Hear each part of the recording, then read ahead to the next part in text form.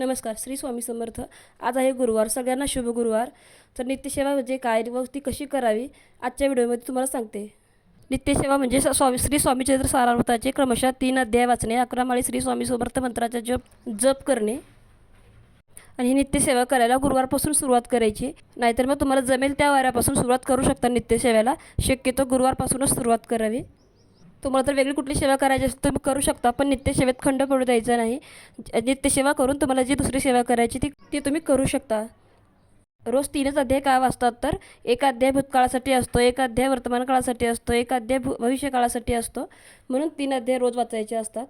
श्री स्वामी चरित्र सारामृताचे रोज 3 अध्याय, 11 माळी श्री स्वामी समर्थ मंत्राचा जप तुम्ही सुद्धा रोज नित्यनेमाने नित्यसेवा करा. स्वामींचा छान अनुभव येईल. स्वामींची कृपा कायम तुमच्यावर राहील. स्वामी रक्षण करतील, काळजी घेतील. स्वामींचा आशीर्वाद कायम तुमच्या पाठीशी राहील. स्वामी कायम पाठीशी राहतील. प्रत्येक संकटात रक्षण करतील, काळजी घेतील. नित्यसेवा म्हणजे काय व ती कशी करावी मला जमेल अशा पद्धतीने थोडक्यात सांगायचा प्रयत्न केला आहे. काही चुकलं असेल तर माफ करा. श्री स्वामी समर्थ.